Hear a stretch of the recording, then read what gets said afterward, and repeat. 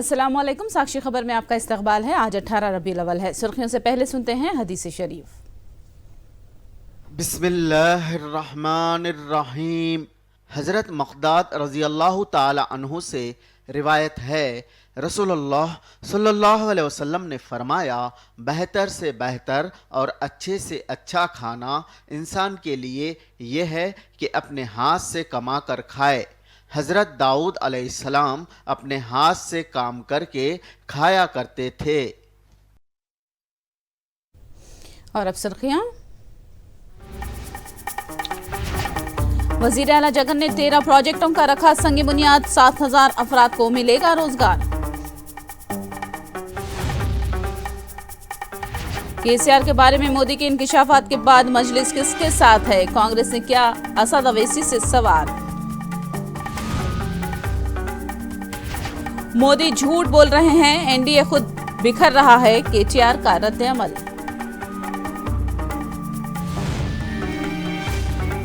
सिक्किम में बादल फट पड़े, सैलाब की संगीन सूरत हाल, 23 आर्मी जवान हुए लापता।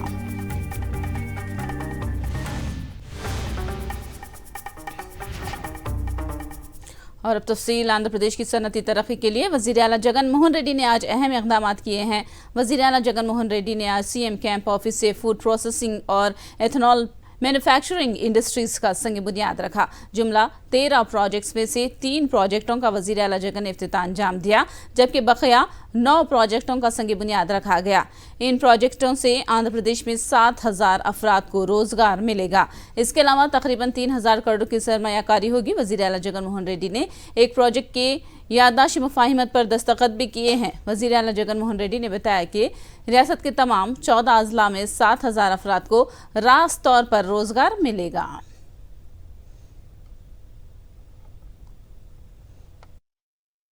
దేవుడి దయతో ఈరోజు 13 ఇటువంటి పరిశ్రమలకు సంబంధించిన ఇనాగ్రేషన్స్, ఫౌండేషన్స్ కార్యక్రమాలు చేస్తా ఉన్నాం. ఈరోజు 3 ఇనాగ్రేషన్స్ చేస్తా ఉన్నాము. దాదాపుగా 9 ఫౌండేషన్ స్టోన్స్ వేసే కార్యక్రమం కూడా చేస్తా ఉన్నాము. ఒక ఎంఓయు సైనింగ్ కార్యక్రమం కూడా చేస్తా ఉన్నాం. దాదాపుగా 3,058 కోట్ల రూపాయల పెట్టుబడితో దాదాపుగా 6,755 అంటే దాదాపుగా 7,000 మందికి ఉద్యోగ అవకాశాలను కూడా వీటి ద్వారా డైరెక్ట్ ఎంప్లాయ్మెంట్ కూడా వచ్చే ఒక బృహత్తర కార్యక్రమానికి కూడా ఈరోజు శ్రీకారం చుట్టడం జరుగుతూ ఉంది.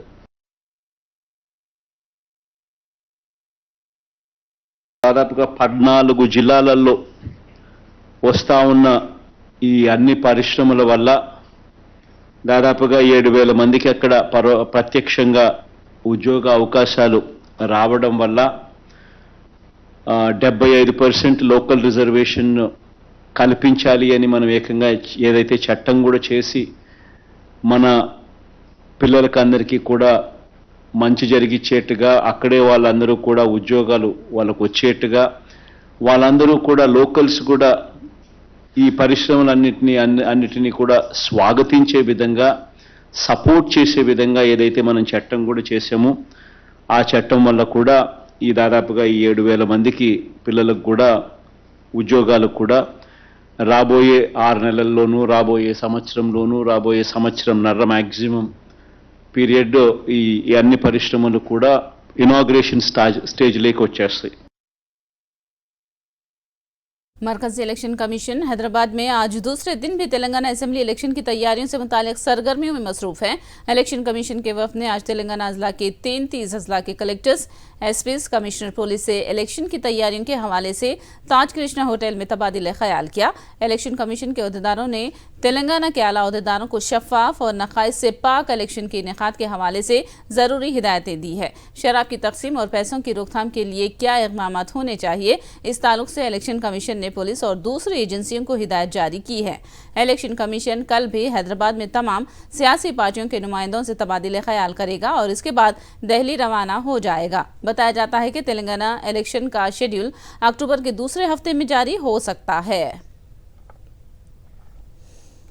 तेलंगाना में वोटिंग के ताल्लुक से शऊर बेदार करने के लिए चीफ इलेक्टोरल ऑफिसर की जानिब से आज हैदराबाद के दुर्गा तालाब के केबल ब्रिज मैराथन का इनेकाद हुआ। जीएचएमसी के इश्तिराक से इस रन का इनेकाद किया गया। इस रन में मुख्तलिफ स्कूल्स के तलबा ने हिस्सा लिया। इस मौके पर chief election commissioner Rajiv Kumar ने भी वोटिंग के ताल्लुक से हलफ दिलाया। नौजवानों समेत शहरियों को वोट की अहमियत और हक़ राय दही के ताल्लुक से अहम बातें बताई गई।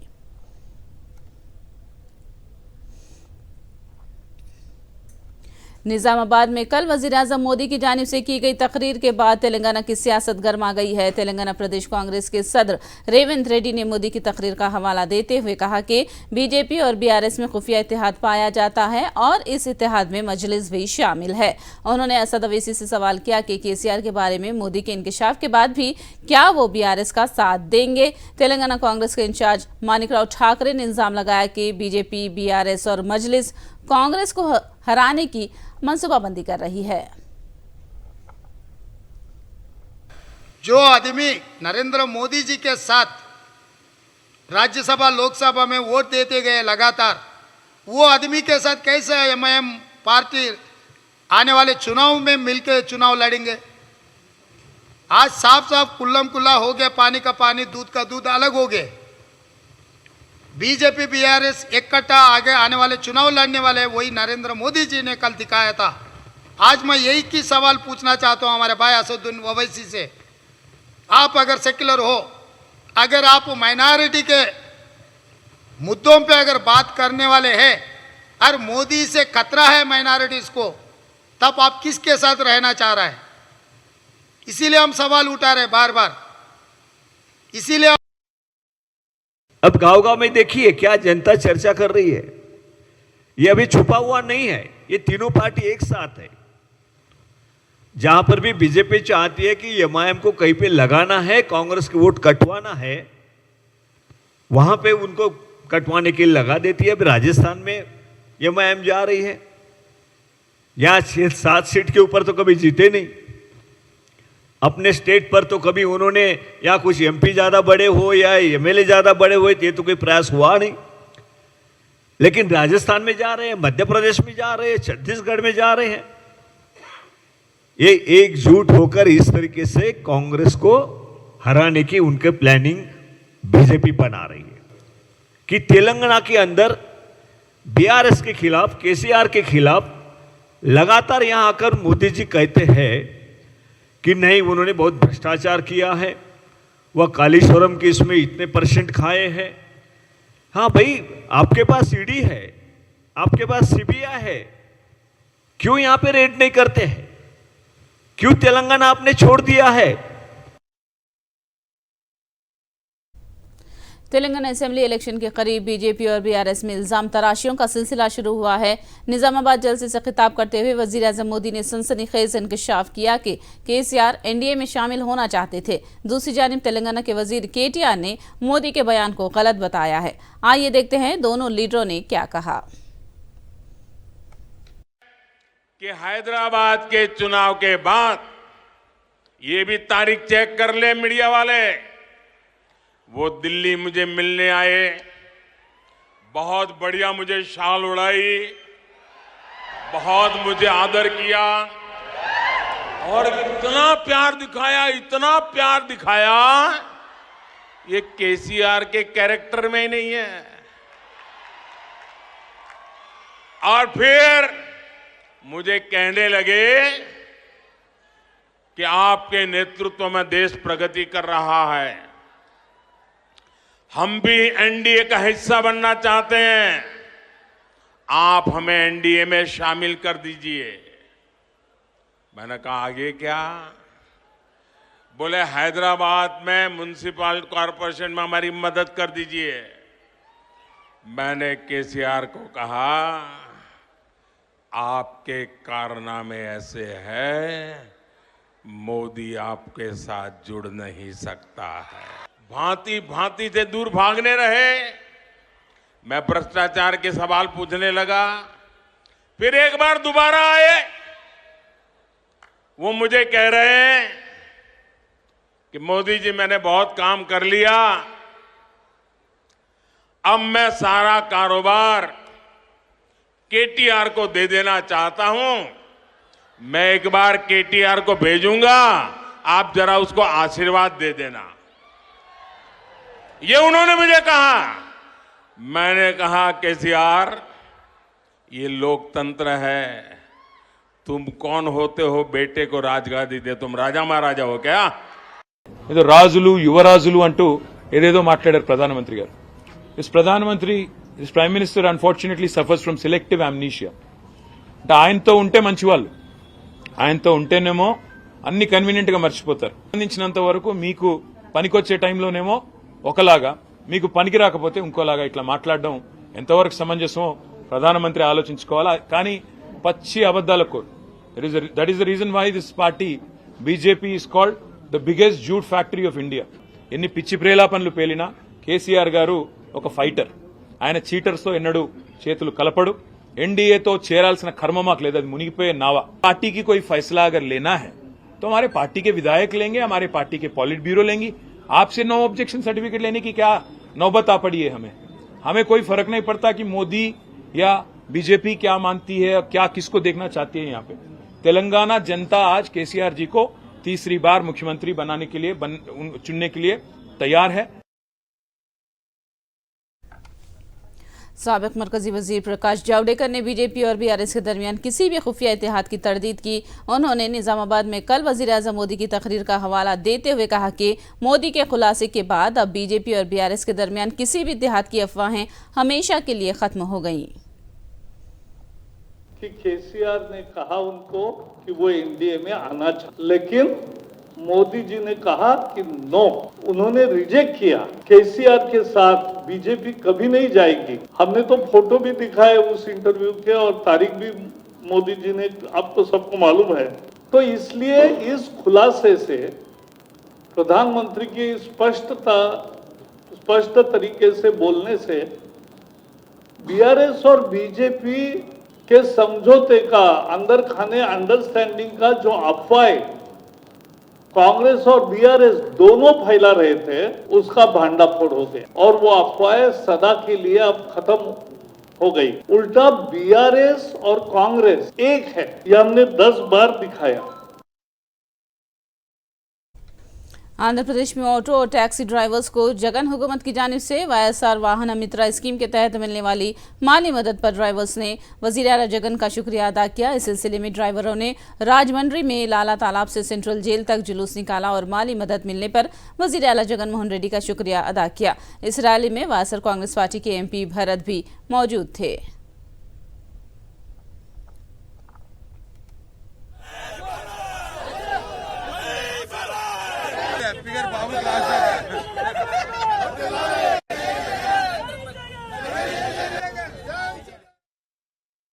మన పార్లమెంట్ సభ్యులు మార్గాని భరతరామ్ గారు ఆధ్వర్యంలో పెద్ద ఎత్తున జగన్మోహన్ రెడ్డి గారికి కృతజ్ఞతలు తెలపడానికి ఇక్కడ వైఎస్ రాజశేఖర రెడ్డి గారి విగ్రహానికి పాలాభిషేకం చేసి బయలుదేరారు. రాష్ట్ర జనాభాలో సగం మంది పైగా, సుమారుగా 60% ఆఫ్ ది పాపులేషన్ మన సంక్షేమ పథకాలు అందుతున్నాయి. అవి కూడా డోర్ స్టెప్, అంటే ఇంటి దగ్గరే వాళ్ళకి అందేటట్టుగా జగన్మోహన్ రెడ్డి గారు చేశారు.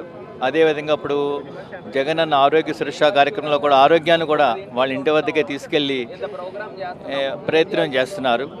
ఇంత పెద్ద ఎత్తున సంక్షేమం మన దేశంలోనూ కానీ మన ప్రపంచంలో ఏ దేశంలోనూ కూడా ఇంత పెద్ద ఎత్తున సంక్షేమం జరగట్లేదు.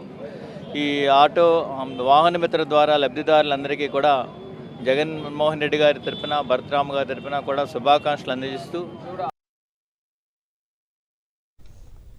जगनन्ना आरोग्य सुरक्षा के तहत नेल्लूर जिले के वेंकटचलम मंडल जिला परिषद हाई स्कूल में हेल्थ कैंप का इनेकाद किया गया. इस हेल्थ कैंप का एमएलए काकानी गोवर्धन रेड्डी ने मायना किया. जगनन्ना आरोग्य सुरक्षा के तहत लोगों का फ्री में हेल्थ चेकअप किया जा रहा है और दवाइयां दी जा रही है. एमएलए काकानी गोवर्धन रेड्डी ने जगनन्ना आरोग्य सुरक्षा प्रोग्राम की सताइश की.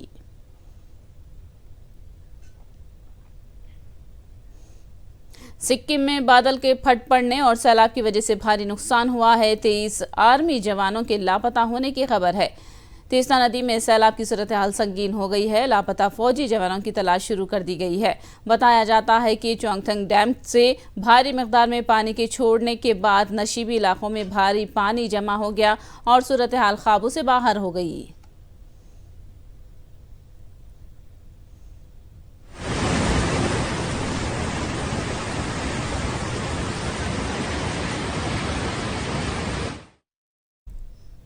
ईडी ने आज दिल्ली के एमपी संजय सिंह के घर की तलाशी ली। बताया जाता है कि शराब स्कैम से जुड़े मनी लॉन्ड्रिंग केस के सिलसिले में संजय सिंह के मकान की ईडी ने तलाशी ली है। आपके लीडर मनीष सिसोदिया की शराब स्कैम में गिरफ्तारी के बाद संजय सिंह पर तहकीकाती एजेंसियां नजर रखे हुए हैं। सिसोदिया को फरवरी में शराब स्कैम के सिलसिले में गिरफ्तार किया गया था। संजय सिंह के मकान पर तलाशी को आम आदमी पार्टी ने बीजेपी के सियासी इंतखाब से ताबीर किया है।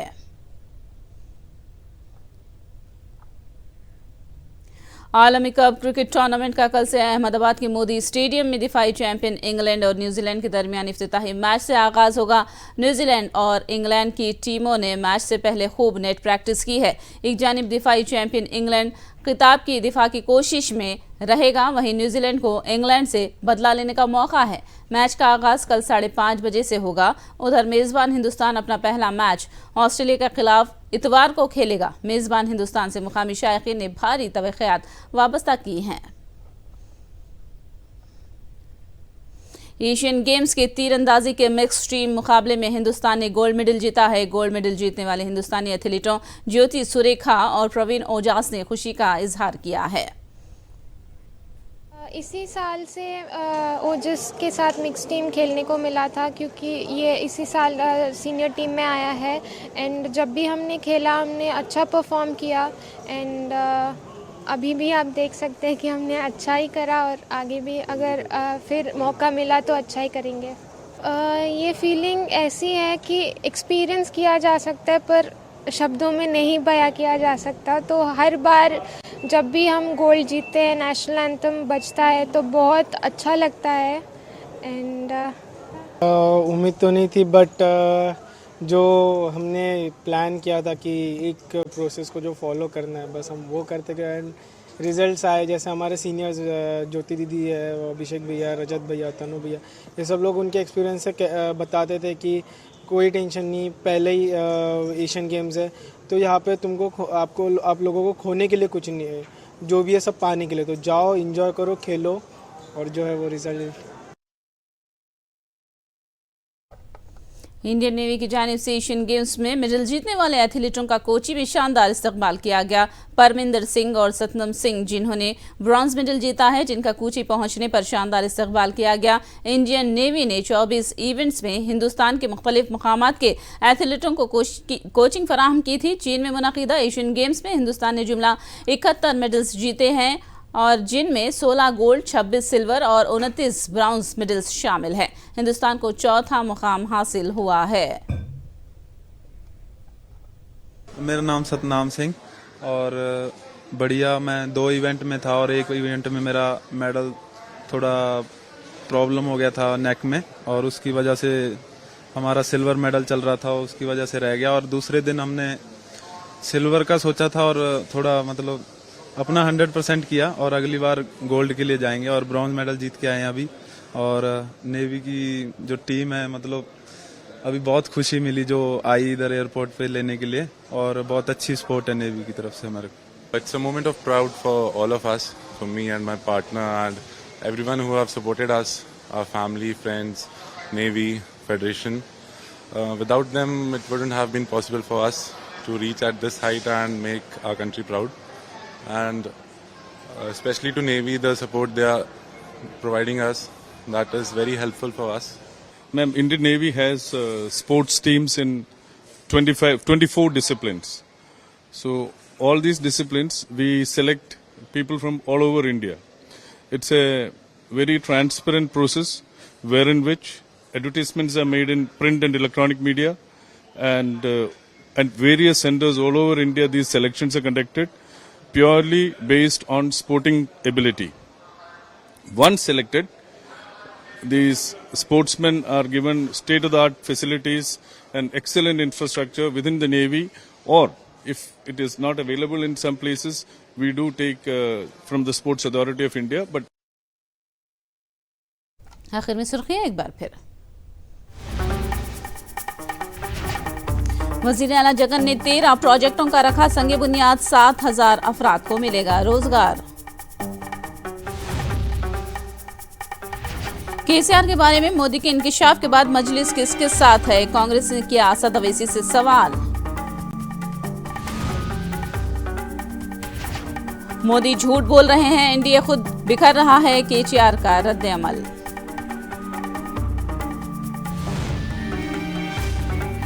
सिक्किम में बादल फट पड़े, सैलाब की संगीन सूरत हाल, 23 आर्मी जवान हुए लापता।